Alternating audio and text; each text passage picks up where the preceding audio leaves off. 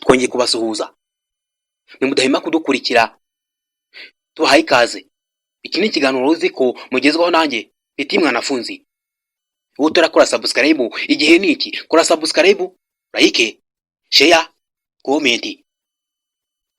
Ikinamico n'umukino umvwa n'abantu benshi ku isi, ukibaza ngo ikinamico yazanywe nande ryari? Mu Rwanda ikinamico ya mbere yahageze yanditswe n'uwo bita Nayigiziki Saverien. Saverien niwe sekuru y'amakinamico yanditse mu Rwanda.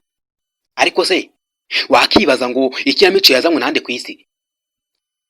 Ubundi mwatsa ya mbere ikinamico zakinwaga ku mugabane w'Uburayi, Aziya, cyane cyane no mu Buhinde. Mu Rwanda ikinamico ya mbere yahageze yanditswe mu rurimi rw'Igifaransa. Ururimi rw'Igifaransa niho handitswe ikinamico ya mbere yakinwe mu Rwanda. Yanditswe mu mwaka w'igihumbi kimwe magana cyenda mirongo itanu na kane. Yandikwa n'uwo bigize bise Nayigiziki Saverien.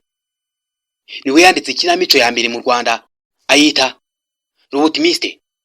L'Optimiste yashakaga gusobanura ko hari icyizere cy'uko ibintu byose bishoboka. Iyi kinamico yarayanditse ayandika mu rurimi rw'Igifaransa, itambuka kuri radiyo Rwanda ndetse na radiyo Faransa. Iyi kinamico kimara kwandikwa yasakaye mu gihugu hose, iramenyekana. Nubwo umubare munini w'Abanyarwanda batari bazi Igifaransa bajyaga gusemuza. Mu Rwanda umubare w'abantu bari batunze radiyo wari bakeya cyane. Mbese yatungaga umugabo ugasiba undi. Iyi kinamico yamaze igihe kingana n'imyaka 14 yose ariyo kinamico yumvikana mu gihugu, igatambuka kuri radiyo. Yatambukaga ku isaha y'isa 2:45 z'umugoroba. Nibyo ubyumvise neza. Nkuko bisanzwe ikinamico itambuka isaha y'isa 2:45 z'umugoroba. Kuva na mbere kigera mu Rwanda niko byagenze. Iyi kinamico itararyoheye abatari bake, yakunzwe n'abantu benshi, dore ko muri kino gihe umugabane wa Afurika wari mu nkubiri y'ubukoroni. Abantu bose bumva bakundaga ino kinamico bitewe nuko bumvaga yuko L'Optimiste byavugaga ngo hari icyizere cy'uko ibintu byose byashoboka. Abanyafurika barayikunze. Uturutse mu mwaka w'igihumbi kimwe magana cyenda mirongo itanu na kane kugera mu mwaka w'igihumbi kimwe magana cyenda mirongo itandatu n'umunani niho handitswe ikinamico yo mu Kinyarwanda. Iyi kinamico yo mu Kinyarwanda yoyo yari agatangaza. Umva uko yari imeze.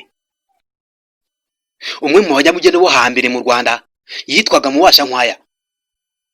Hari mu mwaka w'igihumbi kimwe magana cyenda mirongo itandatu n'umunani yandika ikinamico y'Inyarwanda ayita Diyoseze y'Imvejuru izakura misiyonera. Ubundi abahanga bashobora kwifashisha ikinamico bamamaza ikintu cyangwa bacyamagana.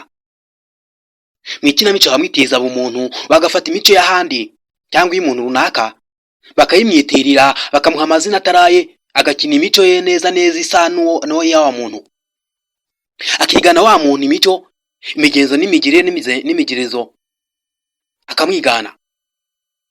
Agakina mu izina rye, agakina imibereho ye, agakina ari umukire cyangwa ari umukene, agakina ari umugome, ari umugira neza, cyangwa se agakina neza neza afite imyitwarire ihabanye n'iy'abantu.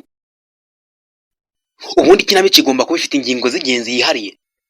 Muri izo twavuga urukundo, umuco, politike, amajyambere, intambara, uburezi n'uburere, amafaranga.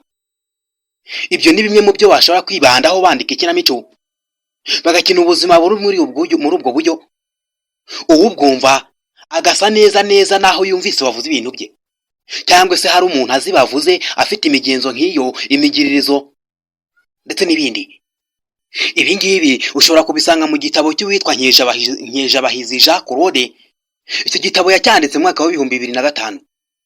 Niho agishyize hanze agaragaza uburyo neza neza ikinamico ari bimwe mu bwoko bw'ubugeni. Ubundi kugira ngo ikinamico igere mu bantu byabanje kunyura mu mashuri. Amashuri amwe namwe yo mu Burayi niyo yifashishijwe kugira ngo abantu basobanukirwe ubugeni icyo ari cyo. Bandika amakinamico bakayakina, abarimo bagatanga amanota. Hari amashuri amwe namwe nyafurika yabigizemo uruhare kugira ngo amakinamico abanje gusakara muri Afurika. Muri ayo twavuga amwe mu mashuri yigisha indimi n'ubuvanganzo yo muri Afurika. Ishuri rikuru ryisumbuye ryitiriwe William Ponty ryari ryubatse ku kirwa cya Gori, aha ni hafi ya Dakar. Gore ni ikigo cyashinzwe n'uwitwaga Charles Boyer. Charles Boyer yari umuhanga mu kwigisha ibijyanye n'ikinamico. Hari mu mwaka w'igihumbi kimwe magana cyenda mirongo itatu. Abanyeshuri be niwe yabigishaga. Abanyeshuri barangizaga muri kino kigo babaga ari abahanga cyane mu bijyanye n'ikinamico no kuzandika, bakazikina bakanazandika, mbese bari intyoza. Nyuma y'uko iki kigo cyari kimaze gushingwa mu mwaka w'igihumbi kimwe magana cyenda mirongo itatu, haje gushingwa ikindi kigo. Ikindi kigo nacyo cyigishaga ibijyanye n'indimi n'ubuvanganzo, twavuga École Primaire Supérieure d'Ivangeville, aha ni muri Côte d'Ivoire. Iri shuri ryo ryari agatangaza kuko niryo shuri rya mbere ryabanje kwigisha indimi n'ubuvanganzo, hakavamo abahanga n'inzobere mu kwandika ikinamico. Na wa mwarimu twavuze mbere yari ashinze ikigo niho yize. Cyashinzwe mu mwaka w'igihumbi kimwe magana cyenda cumi na gatatu, gishingwa muri Côte d'Ivoire. Icyakoze muri kino gihe amashuri nk'aya ntayigeze agera muri East Africa, ariko ubu ngubu amashuri nk'aya muri East Africa ntaho atari. Ariyo mpamvu ubona amakinamico akinwa n'abantu benshi ku bwinshi. Naha dusoreje ikiganiro cy'uyu munsi, ndabashimiye. Ubutaha tuzavuga ku mateka ya Nayigize iki Saveriye ari we sekuru y'amakinamico mu Rwanda. Mwari kumwe nanjye Petit Mwanafunzi. Nkwibutsa ko turakora subscribe, kora share, like, comment, ukore na subscribe. Ndabashimiye.